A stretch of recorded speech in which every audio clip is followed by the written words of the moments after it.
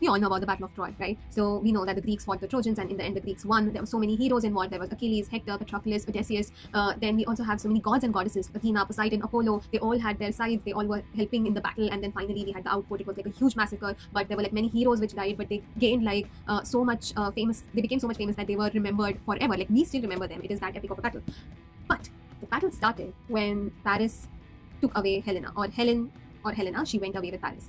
That's the whole thing. We don't know Helena's story. We don't know. She was known for her beauty, and we know that Paris, he kind of like wooed her. That's what Homer says. But there are some storytellers who say that Helena was actually kidnapped by Paris. There are also some storytellers who say that Helena was under a spell, and that's why she went with Paris. So in a way, people kind of like blame her to be the reason for this whole huge fight and this huge massacre. But I think by now it has been established that the Battle of Troy has been nothing but just like the way for the kings to exert their power, to capture more land, and to like show off a little bit. But at the center, there seems to be this female figure, and there is not much talk about her except for the fact that she was beautiful. We don't even know whether she was like kidnapped, or whether she was taken away, or whether she was under a spell, or whether she went willingly. Now, we have Shadows of Sparta. This is the first book in a trilogy by C.R. Jain, and it revolves around Helena. So Sparta is dying. It is under the rule of King Menelaus. I hope I'm pronouncing his name right. And there is this mysterious disease which is there in most of the Sparta, because of which people are dying horrific death. There is famine. There is drought. People don't have much to eat. The government is atrocious, and Menelaus has declared himself as the god. He has abolished all gods from Sparta, and he has said that I am the god now, and he wants a new queen. And in a small village, there's this girl, Helena, who is very beautiful. And she decides that, okay, I'll go and compete to become the queen of Sparta, so that finally my people from the village, can have something to eat. And maybe also also convince Menelaus to be better towards his people. Be the king, or he's claiming to be God, then even be a good person for Sparta. So that's her point of view, and that's why she decides to go and compete in this competition to be the queen of Sparta. And that's basically the plot of book 1. So what I liked about this book is that Helena's beauty is considered to be her power, like using beauty as a power, using lust as a power to get what she wants. At least that's the premise which is established in the first half of the book, that she is using her beauty to save her people. I think that is a very powerful statement which has been made, and it makes her a very strong figure.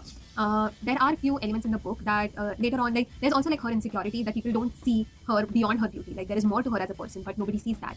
But there is one person in this book who claims to see that, and that's Achilles. So Achilles' character, there is not much written about in this book, because I feel that because it's a trilogy, they want to tell more about his character in the later books. So right now he's just the captain of Menelaus' captain of Sparta. That's what he is. And she obviously becomes the queen. The trials are horrific. I think the way they have been described is the way they have been designed and described, that is really interesting. So for that that is one thing which I like in the book. So she has to go through many different trials to finally become the queen of Sparta, and then she forms friendship, she forms enemies, and how she goes through those trials. So that is an interesting part. I did not personally like the angle between her and Achilles. The reason being that it was not written, I think, very nicely. In the sense that there could have been, not written nicely in the sense that there could have been more details given to us so that we would understand it better. I'll give an example. So basically, or rather, I'll tell. Yeah, this is not exactly a spoiler, but sure. Ignore my ramblings. I'm just shooting this in one go. So bear with me. And I'm very bad at editing, so most likely I'll keep it taking or watch it at 2x. Anyway, not digressing. Coming back to the point.